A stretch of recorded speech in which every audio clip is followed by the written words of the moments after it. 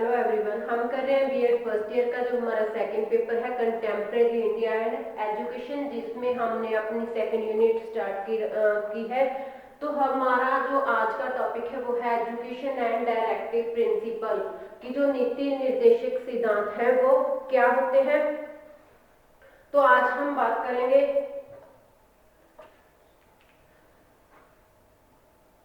Directive principle की जो नीति निर्देशक सिद्धांत होते हैं, राज्य के नीति निर्देशक सिद्धांत है वो कौन कौन से हैं और वो कैसे कैसे जो बनाए गए हैं। तो हम स्टार्ट करेंगे। नीति निर्देशक जो सिद्धांत है वो हमारे संविधान के जो चौथा भाग है वहां पर दिए गए हैं, चौथे में दिए गए हैं। जो डायरेक्टिव प्रिंसिपल है हमारे संविधान का जो चौथा अध्याय है, चौथे अध्याय में हमारी नीति निर्देशक जो सिद्धांत है उनकी जो डिटेल है वो बताई गई है। कहां से कहां तक लेकर ये आर्टिकल नंबर 36 से लेकर 51 तक टोटल कितने, हम इसको मान के चलते हैं कि जो 16 जो आर्टिकल है, टोटल जो 16 अनुच्छेद है 36 से लेकर 51 तक, बीच में इसका जैसे 39 का ए हो गया, तो इस तरीके से ये टोटल जो 18 है, 16 या 18 बनते हैं। तो उसमें जो राज्य के नीति निर्देशक सिद्धांत है उसकी बात की गई है। राज्य के नीति निर्देशक सिद्धांत क्या होते हैं, जैसे हमारे संविधान में जो तीसरा अध्याय है उसमें मौलिक अधिकारों की बात की, उसके बाद साथ ही साथ जो चौथा अध्याय था उसमें जो ये डायरेक्टिव प्रिंसिपल है उसकी बात की। डॉक्टर अंबेडकर ने इसे संविधान की एक अनोखी विशेषता बताया है जो डायरेक्टिव प्रिंसिपल है।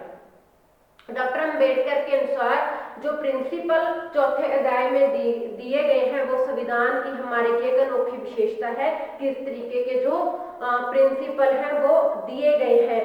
तो यह सिद्धांत देश का जो शासन है उसे चलाने के लिए मूलभूत सिद्धांत माने जाते हैं। फंडामेंटल जो प्रिंसिपल है वो माने जाते हैं हमारे देश का शासन चलाने के लिए, और राज्य का कर्तव्य बनता है कि अपने राज्य में और पूरे देश का कर्तव्य बनता है कि वो अपने देश में अपने नागरिकों के हित के लिए कार्य करें। अपने नागरिकों की सामाजिक, राजनीतिक और आर्थिक न्याय है उनको वो मिलना चाहिए, उनको हर तरीके की स्वतंत्रता मिलना चाहिए, समानता का अधिकार मिलना चाहिए, स्वतंत्रता में उसे अपने विचारों की जो अभिव्यक्ति है वो करने की स्वतंत्रता होनी चाहिए, उसका विश्वास, उसकी धार्मिक स्वतंत्रता, पूजा अर्चना की स्वतंत्रता, उसकी प्रतिष्ठा और उसके जो अवसर हैं अवसरों में समानता, चाहे वो एजुकेशन को लेकर हो चाहे वो जॉब्स को, जो एम्प्लॉयमेंट को लेकर हो। तो इस प्रकार देश में ऐसी जो कानून की शासन व्यवस्था है वो होनी चाहिए जिसमें नागरिक है वो नागरिक देश में अपनी जो पूरी मान सम्मान के साथ, अपनी पूरी प्रतिष्ठा के साथ जो अपनी जिंदगी है वो गुजार सकें। तो और सभी में जो भाईचारा है, मातृत्व की जो भावना है वो बनी रहे और हमारे देश की, राष्ट्र की एकता और जो अखंडता है वो बनी रहे। यह एक प्रकार से केंद्र तथा राज्य सरकारों के जो विधानमंडल और कार्यपालिकाओं का आदेश है। हर एक राज्य को उसकी विधानपालिका और जो कार्यपालिका है और विधानमंडल है उसका एक प्रकार से राज्यों को आदेश है जिनका पालन उन्हें कानूनों के जो निर्माण है, कानूनों के निर्माण तथा शासन चलाने में करना है। तो जो डॉक्टर भीमराव अंबेडकर थे तो उनका कहना था कि संविधान के इस भाग का निर्माण करते समय संविधान सभा भावी विधानमंडलों, कार्यपालिकाओं को निर्देश दे रही है कि उन्होंने अपनी वैधानिक तथा जो कार्यपालिका है शक्तियों का जो प्रयोग है वो किस प्रकार से करना है। शक्तियों का प्रयोग अपने जो नागरिक हैं, जो देश की जनता है उसकी सहूलियत के लिए करना है। उसको जो न्याय है, न्याय हर प्रकार का उन्हें न्याय मिलना चाहिए, सामाजिक न्याय, आर्थिक न्याय और जो राजनीतिक न्याय है, हर एक तरीके से जो नागरिक है वो सुखी होने चाहिए।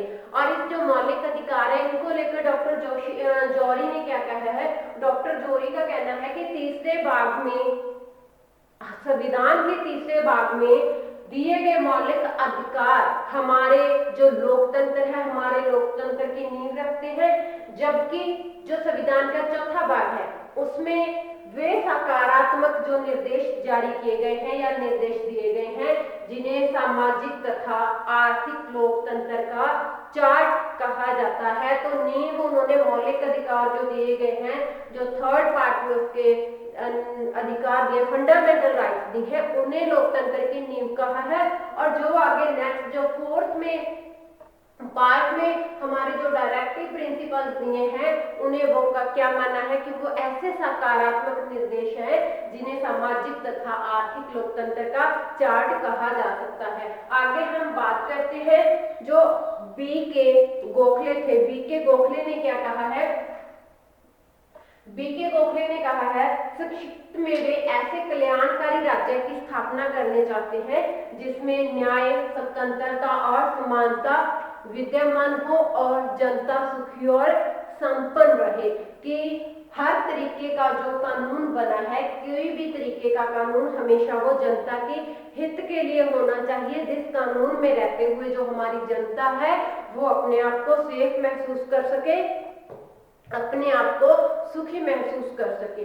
तो अब हम बात करते हैं कि ये जो डायरेक्टिव प्रिंसिपल है, जो राज्य के नीति निर्देशक सिद्धांत है, वो कितनी कैटेगरीज में डिवाइड किए गए हैं? तो हमारे जो डायरेक्टिव प्रिंसिपल है वो 4 कैटेगरीज में डिवाइड किए गए हैं।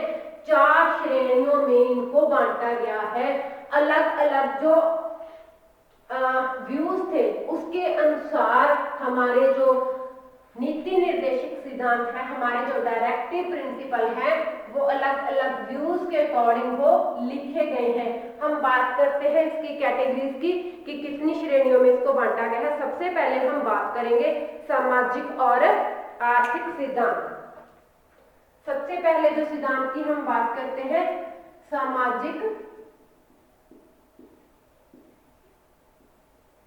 और आर्थिक सिद्धांत।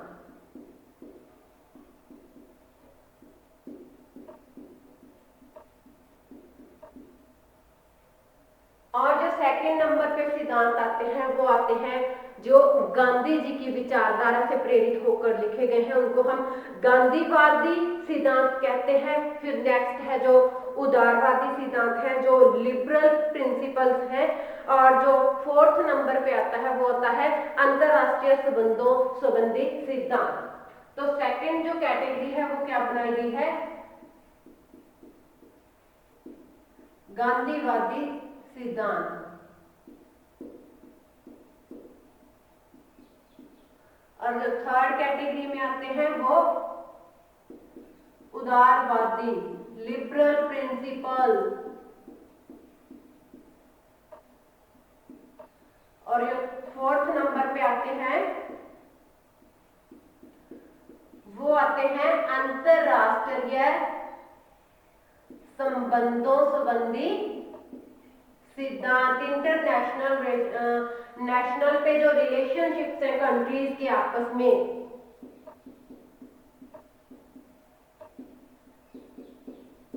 तो इसका इंटरनेशनल रिलेशनशिप्स के जो प्रिंसिपल्स आते हैं। पहले आगे हमारा सोशलिस्टिक एंड इकोनॉमिक जो प्रिंसिपल है, सेकंड आगे जो हमारे गांधीयन जो प्रिंसिपल है, थर्ड आगे हमारे लिबरल प्रिंसिपल और फोर्थ आगे हमारे इंटरनेशनल लेवल की जो रिलेशनशिप है, principle relating to international relations. तो हम सबसे पहले बात करते हैं सामाजिक और जो आर्थिक सिद्धांत है। तो सामाजिक और आर्थिक सिद्धांत में क्या कहा गया है? वो सामाजिक और आर्थिक सिद्धांत किस लिए बनाए गए हैं? इस श्रेणी में वो सिद्धांत शामिल आते हैं, वो जो डायरेक्टिव प्रिंसिपल है वो शामिल है जिनको अपनाकर सरकार अपने देश में जो प्रचलित त्रुटियां हैं या फिर कुछ बुराइयां हैं उनको दूर करके कल्याणकारी राज्य की जो स्थापना है वो करती है, अपने देश की जनता को सुखी संपन्न बनाती है, सब वर्गों को जो अधिकार है वो समान रूप से मिलते हैं। सबसे पहले इसका क्या है, अगर सामाजिक और आर्थिक सिद्धांत की बात करते हैं तो सबसे पहले उनको सामाजिक आर्थिक और राजनीतिक न्याय। तो इस सिद्धांत में सबसे पहले आर्थिक, सामाजिक और आर्थिक न्याय की बात की गई है, सामाजिक, आर्थिक और राजनीतिक न्याय की, कि हर पर्सन को सामाजिक स्तर पर, हर पर्सन को आर्थिक स्तर पर, हर पर्सन को राजनीतिक स्तर पर है जो वो न्याय मिलना चाहिए। उन्हें किसी प्रकार का भेदभाव है वो नहीं किया जाना चाहिए। राज्य ऐसी जो सरकार ऐसे समाज की स्थापना करेगा जिसमें उनको ये तीनों वो न्याय है वो मिल सके। आगे हम बात करेंगे जीविका के साधन उपलब्ध करवाना। जीविका के साधन उपलब्ध करवाना। तो जो आर्थिक और सामाजिक सिद्धांत इस बात पे बल देते हैं कि जितने भी समाज में लोग रहते हैं उनको कम से कम हर पर्सन को जो रोजगार की व्यवस्था है वो देनी चाहिए ताकि वो अपनी आजीविका कमा सके। आगे हम बात करते हैं कि देश में धन का बंटवारा या फिर जो उत्पादन है उसका जो बंटवारा है वो अच्छे प्रकार से हो। जो धन है या फिर उत्पादक है तो उसका क्या है, केंद्रीयकरण नहीं होना चाहिए। जो सभी को जो धन है, जो अन्य और भी कोई साधन है तो उसका जो बंटवारा है वो प्रॉपर तरीके से हो, तो उसका केंद्रीयकरण वो नहीं होना चाहिए। तो अच्छे प्रकार से जो बंटवारा है वो उसका होना चाहिए ताकि सभी को समान रूप से जो उसकी आजीविका कमाने का मौका है वो मिल सके। तो जो स्त्रियां और जो पुरुष काम करते हैं उनको समान काम के लिए जो समान वेतन है उसका प्रावधान है वो दिया जाना चाहिए। क्योंकि अक्सर ऐसा होता है कि जो जेंट्स हैं, जो पुरुष वर्ग है, उनको काम के लिए ज्यादा वेतन दिया जाता है, तो जो स्त्रियां हैं उनको माना जाता है कि ये उनके मुकाबले में कम काम कर पाती हैं, तो उनका जो वेतन है वो भी, उसमें वेतन में भी कटौती की जाती है। तो इसलिए समान काम के लिए जो स्त्री और पुरुष है उनको समान रूप से जो वेतन है वो भी मिलना चाहिए। तो जो मजदूर हैं, खास करके मजदूर जो लेबर कैटेगरी आती है उसमें चाहे स्त्री है चाहे पुरुष है, तो उनको उसके हिसाब से वो काम का प्रावधान है वो होना चाहिए। तो उसमें जो बालक होते हैं तो छोटी आयु के बालकों के लिए जो काम है वो एक तो नहीं करवा सकते हम छोटे बच्चों से काम। दूसरा, अगर हम जो महिला या पुरुष काम कर रहे हैं तो उनको काम उनकी कैपेसिटी के हिसाब से दिया जाए, उनको ऐसा काम करने के मजबूर ना किया जाए जो उनकी आयु और उनकी जो कैपेसिटी है, जो उनकी शक्ति है उसके अनुकूल ना हो। तो आगे हम बात करेंगे 42वें संशोधन में। 42वां जब संशोधन हुआ था 1976 में, तो 42वें संशोधन में बात की गई थी कि राज्य विशेष रूप से जो ऐसी नीतियां हैं उनका निर्माण करेगा जिसके द्वारा बच्चों को स्वतंत्रता और गौरव की अवस्था प्राप्त हो, उनके स्वास्थ्य को लेकर, उनके जो एजुकेशन को लेकर वो उनका खास ध्यान रखा जाएगा छोटे बच्चों का। और जो 42वां संशोधन हुआ था उसमें 21A जो जोड़ा गया था, खास करके वो बच्चों की एजुकेशन के लिए जोड़ा गया था ताकि 6 से लेकर 14 साल तक के जो बच्चे हैं उनको फ्री एंड कंपलसरी एजुकेशन का प्रावधान दिया गया था कि कोई बच्चा शिक्षा से वंचित ना रह जाए। आगे हम बात करते हैं 42वें संशोधन में जो 43 में एक और कानून जोड़ा गया था, एक और जो प्रिंसिपल जोड़ा गया था उसको 43A बनाया गया था। उसके अनुसार राज्य उचित व्यवस्थापन या अन्य प्रकार के जो औद्योगिक संस्थान हैं उसके प्रबंध में कर्मचारियों को भागीदार बनाएगी ताकि वहां पे किसी प्रकार का कोई भेदभाव और शोषण ना हो सके। बुढ़ापे, बीमारी में या अंगहीन होने पर उनको जो आर्थिक सहायता है वो भी प्रोवाइड की जाएगी ताकि उनकी जो रोजी रोटी का साधन है वो चलता रहे। राज्य लोगों को काम दिलवाने में हेल्प करेगा और उनकी जो काम, सिर्फ काम ही नहीं दिलवाया जाएगा, उनकी जो काम करने की जो जगह है वो भी उनको प्रॉपर, हम कह सकते हैं अच्छी परिस्थितियों वाली जगह प्रोवाइड करेगा, जहाँ पे हम कह सकते हैं कि मानवीय संसाधनों की जो मानवीय संसाधन है वो भी वहाँ पे है और जो काम कर रहे हैं, जो काम कैसा है, काम की जो वहाँ पे जगह है, जहाँ काम करने का तरीका है, जहाँ काम करवाने वाले वहां पे जो लोग हैं वो सारी चीजें भी उसको प्रॉपर मिलेंगी, उन सब की भी जो वेरिफिकेशन या फिर चेक वहां पे किया जाएगा। तो अच्छा वेतन, उनको मजदूरी भी इतनी प्रोवाइड होगी कि वो अपनी जो जीवन यापन है वो अच्छे तरीके से कर सके, अपना जीवन निर्वाह है वो अच्छे तरीके से हो सके। उसको काम के अनुसार उसका जो वेतन है वो फिक्स करेगी। कोई भी व्यक्ति या कोई भी संस्था किसी पर्सन से ज्यादा काम करवा के उसको कम मजदूरी नहीं दे सकती। और एक 44वां जो संशोधन हुआ था 44 1978 में हुआ था, 44वां संशोधन हुआ था, उसमें अनुच्छेद 38 में एक और जोड़ा गया था 39 में कि निर्देशक जो हमारे नीति निर्देशक सिद्धांत है उसमें जोड़ा गया था। वो नीति निर्देशक सिद्धांत क्या कहता है कि राज्य न केवल व्यक्तियों की आय और उनका सामाजिक स्तर या सुविधाओं या अवसरों संबंधी भेदभाव कम करने का प्रयत्न करेगा, बल्कि विभिन्न क्षेत्रों में रहने वाले जो लोग हैं उनके लिए कुछ व्यवस्थाएं या फिर विभिन्न जो व्यवस्थाओं में लगे हुए लोग हैं उनका समुदाय के बीच जो विद्यमान उनकी आय है, उनका जो सामाजिक स्तर है, उनका जो आर्थिक स्तर है उसको भी सुधारने की पूरी वो कोशिश की जाएगी। तो ये सारे सामाजिक और आर्थिक सिद्धांत हैं जो हमारे सोशलिस्ट और जो इकोनॉमिक प्रिंसिपल्स हैं, इसमें उनकी जो सुविधाएं हैं वो प्रावधान है वो सामाजिक और आर्थिक सिद्धांत में प्रोवाइड किए गए हैं। आगे हम बात करते हैं गांधीवाद सिद्धांत की। जो गांधीवाद सिद्धांत है, जो गांधीवाद प्रिंसिपल्स हैं यहाँ पे, वो जो गांधी जी थे, महात्मा गांधी की विचारधारा से प्रभावित होकर जो गांधीवादी सिद्धांत है वो लिखे गए थे। तो गांधीवादी सिद्धांत में सबसे पहला सिद्धांत क्या कहता है? सबसे पहला सिद्धांत कहता है कि राज्य ग्राम पंचायतों का जो प्रावधान है वो करेगी, ग्राम पंचायतों का जो संगठन है वो करेगा राज्य, और उन्हें इतनी शक्तियां प्रदान करेगा। राज्य सरकारें जो पंचायतें हैंगी, पंचायतें हर गांव में जो पंचायत बनेगी उसके पास एटलीस्ट इतनी शक्तियां होनी चाहिए, इतने प्रावधान होने चाहिए कि वो अपनी स्थानीय शासन की इकाइयों के रूप में अच्छे से कार्य कर सके, अपने गांव के लिए, अपने नागरिकों के लिए जो उनके कल्याणकारी जो कार्य है वो कर सके। आगे फिर गांधी जी कहते थे कि सरकार को चाहिए कि राज्य सरकार और जो सेंट्रल सरकार है उसको चाहिए कि वो अपने नागरिकों के लिए कुछ उद्योग धंधों की व्यवस्था करें, ताकि लोगों को जो अपना जीवन यापन है वो आसानी से कर सके। उसमें हम उसको किसी गवर्नमेंट सेक्टर में रोजगार दे सकते हैं, प्राइवेट सेक्टर में रोजगार दे सकते हैं, या फिर कोई जो उद्योग धंधे हैं, खास करके जो कुटीर उद्योग हो गए, तो हमें ऐसे व्यक्तिगत या फिर सामूहिक जो घरेलू उद्योग होते हैं उनका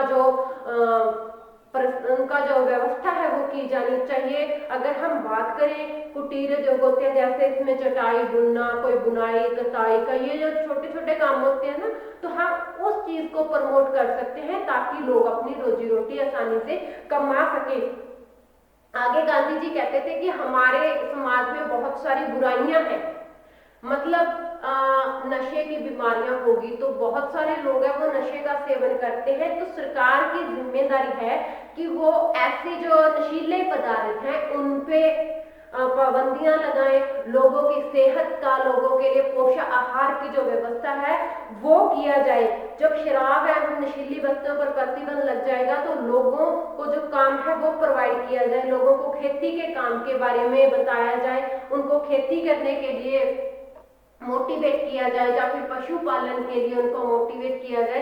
खास करके जो दुधारू पशु हैं, दूध देने वाले पशु जैसे गाय होगी, भैंस होगी, तो इन पशुओं को पालने के लिए उनको मोटिवेट किया जाए, क्योंकि ये उनका एक तरह का रोजगार बन जाता है। उनको डेयरी फार्म के लिए जो मोटिवेट किया जा सकता है। आगे हम बात करते हैं कि समाज में जो पिछड़े हुए वर्ग हैं, जो शेड्यूल कास्ट आते हैं, या शेड्यूल ट्राइब्स आते हैं, या बैकवर्ड क्लासेस आते हैं, या फिर कोई भी कैटेगरी से जिसका सामाजिक आर्थिक या शैक्षिक स्तर अच्छा नहीं है, उनके लिए उनका स्तर सुधारने के लिए विशेष तौर पर कार्य किए जाने चाहिए।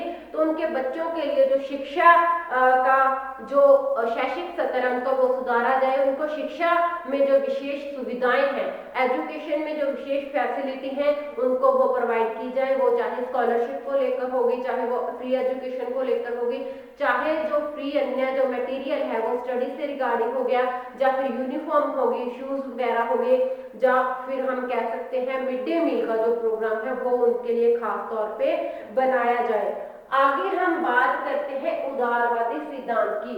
तो हमने ये आर्थिक सामाजिक सिद्धांत और गांधीवादी सिद्धांत कर लिए हैं। आगे हम बात करेंगे उदारवादी सिद्धांत की। तो उदारवादी सिद्धांत में क्या कहते हैं कि एक तो लोगों के बीच, हमारी सोसाइटी के बीच जो समान आचार संहिता है, जो समान जो व्यवहार सिद्धांत है वो लागू किया जाना चाहिए। यूनिफॉर्म सिविल कोड वो लागू किया जाना चाहिए।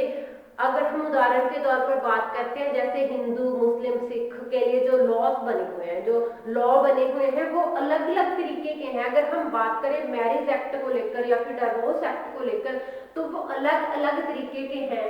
हम बात करते हैं मुसलमानों में जो ट्रिपल तलाक वाला जो नियम बना हुआ था कि 3 बार तलाक तलाक तलाक बोलो तो उसका तलाक हो जाता है, लेकिन हिंदू जो एक्ट है उसमें वो अलग तरीके से है। तो इसलिए हमें सोसाइटी में क्या है, समान जो व्यवहार नियम है तो उस तरीके का हमें समान आचार संहिता है हमें वो लागू करनी चाहिए, जो हमारे धारा 44 के अंतर्गत आती है। आगे हम बात करते हैं कि बच्चों को एजुकेशन है वो 6 से 14 साल तक के बच्चों को फ्री एजुकेशन प्रोवाइड होनी चाहिए। वो अनुच्छेद जो हमारा 45 था उसके अंदर कहा गया था, लेकिन जब 42वां संशोधन हुआ था तो 42वां नहीं, जब 2002 में संशोधन हुआ था, जो 86वां संशोधन था, उसमें इसको 21A के अंतर्गत रख दिया था और 45 के अंतर्गत क्या किया था, 6 साल से कम आयु के जो बच्चे थे उनकी एजुकेशन और उनकी हेल्थ को लेकर कुछ जो राज्य सरकारों को उनके लिए प्रावधान है वो करने चाहिए। और धारा 47 के अंतर्गत उदारवादी सिद्धांतों में बताया गया कि लोगों के जीवन स्तर और उनकी खुराक को सुधारने पर काम किया जाए। और 48 के अनुसार जो कृषि कार्य है या फिर पशुपालन है उस कार्य में जो सुधार किया जाए ताकि लोगों को अपनी आजीविका कमाने में सहायता हो सके। और धारा जो 50 है उसके अंतर्गत क्या कहा गया है, धारा 50 के अंतर्गत कहा गया है न्यायपालिका और जो कार्यपालिका है उसको पृथक रखने का जो प्रयास किया गया है। उसमें 50 नंबर में 50-50 की बात की गई है कि एक साइड जो न्यायपालिका काम कर रही है, दूसरे साइड कार्यपालिका है उसको काम करने दिया जाए, दोनों को आपस में मिक्स ना किया जाए। तो राज्य उन सभी स्मारकों का जो हमारे नेशनल स्मारक है, अगर हम बात करें जैसे लाल किला हो गया, हम लाल किले की बात करते हैं या कुतुब मीनार की बात करते हैं, तो ऐसे जो हमारे स्मारक है राष्ट्रीय या फिर जिनका ऐतिहासिक या कलात्मक दृष्टि से बहुत ही हमारे लिए महत्व है, तो उनके जो रख रखाव है उन पे ध्यान दिया जाएगा, उनको महत्व दिया जाएगा, उसके साथ कोई छेड़छाड़ है वो नहीं की जाएगी। तो अगर उसके साथ कोई पर्सन जो सार्वजनिक संपत्ति है, जो राष्ट्रीय संपत्ति है, अगर उसके साथ छेड़छाड़ करता है तो उसके लिए उसे दंड का जो प्रावधान है वो दिया जाना है। तो ये सारे थे उदारवादी सिद्धांत। हम आगे बात करते हैं अंतरराष्ट्रीय संबंधों संबंधी सिद्धांत की, जो इंटरनेशनल लेवल पे जो रिलेशनशिप्स हैं हर एक कंट्री के एक दूसरे कंट्री के साथ, तो उनके संबंधों संबंधी क्या जो प्रिंसिपल्स हैं वो दिए गए हैं। तो इसमें जो लास्ट प्रिंसिपल है 51, तो इसमें बताया गया है इंटरनेशनल लेवल पर जो रिलेशनशिप है कंट्रीज के आपस में, तो अंतरराष्ट्रीय जो शांति है और जो सुरक्षा व्यवस्था है उसे बनाए रखने पर जोर दिया गया है। राज्य विभिन्न राष्ट्रों के बीच सम्मानपूर्वक तथा न्योचित संबंधों को बनाए रखने के लिए अपने जो नागरिक हैं उनको मोटिवेट करेगी और ऐसी शासन व्यवस्था है वो लागू करेगी ताकि कोई भी पर्सन जो अंतरराष्ट्रीय संबंध है उसको खराब करने की कोशिश ना करे। राज्य अंतरराष्ट्रीय कानूनों को, संधियों को तथा जो समझौते होते हैं उनको मान सम्मान प्रदान करेगी। जितनी भी संधियां होती हैं, क्योंकि समय समय पर कभी व्यापार को लेकर कोई समझौता होता है, कभी ट्रैवलिंग को लेकर कोई समझौता होता है, कभी कोई एजुकेशन को लेकर समझौता होता है, तो जितने भी इंटरनेशनल लेवल पर समझौते होते हैं तो राज्य सरकार का ये फर्ज बनता है कि वो खुद भी उसका सम्मान करे और जो अपने नागरिक है, तो हर एक जो नागरिक है उसको भी जो संधियां समझौते किए गए हैं उनका सम्मान करने के लिए प्रेरित करें। अंतरराष्ट्रीय झगड़ों को पंच फैसले द्वारा निपटाने का जो ढंग राज्य सरकार है, जो राज्य सरकार उसका समर्थन करेगी। जितने भी इंटरनेशनल लेवल पे अगर कोई प्रॉब्लम्स क्रिएट होती हैं तो उसको पंच फैसले के द्वारा निपटाने का जो कोशिश है वो की जाएगी।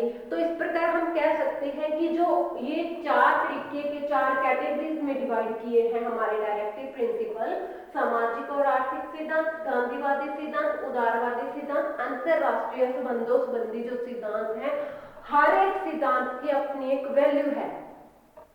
हर एक जो विचारधारा है, इस विचारधारा को ध्यान में रखते हुए जो प्रिंसिपल्स हैं वो लिखे गए हैं। इसमें कोई भी प्रिंसिपल ऐसा नहीं है जिसको हम ये मान लें कि इसकी अहमियत नहीं है या इसकी कम अहमियत है, इसके बिना काम चल सकता है। तो हर एक जो प्रिंसिपल है उसकी अपनी एक अहमियत है, तो वो अपने एक रूप में वो उसको लागू किया जा सकता है। तो इसलिए हम कह सकते हैं कि ये जितने भी हमने कैटेगराइज किए हैं सिद्धांत, चार कैटेगरीज, तो इसके अपने अपने एक इम्पोर्टेंस है। तो हर एक नागरिक को इन सिद्धांतों का जो पालन है वो करना चाहिए। तो इन सिद्धांतों को राज्य सरकार को भी और जो सेंट्रल गवर्नमेंट है उसको भी लागू करने के लिए प्रयास करना चाहिए और अपने नागरिकों के हित के लिए जो एक अच्छी शासन व्यवस्था है वो नागरिकों को दी जानी चाहिए। तो हमारे आज के लेक्चर में ये अपने जो कैटेगरीज की हैं वो कंप्लीट हो रही है। नेक्स्ट लेक्चर में हमने जो ये कानून ये पढ़े हैं अनुच्छेद कि जो चौथे भाग में 36 से लेकर 51 तक जो अनुच्छेद या आर्टिकल दिए हैं, तो हम ये पढ़ेंगे, अलग अलग पढ़ेंगे कि 36 में क्या है, 37 में क्या है, इससे लेकर 51 तक हम अलग अलग आर्टिकल्स को पढ़ेंगे कि इसमें किस किस चीज को लेकर जो व्यवस्था है, जो प्रावधान है वो किया गया। तो ये लेक्चर यहीं पे कंप्लीट हो रहा है। Thank you student.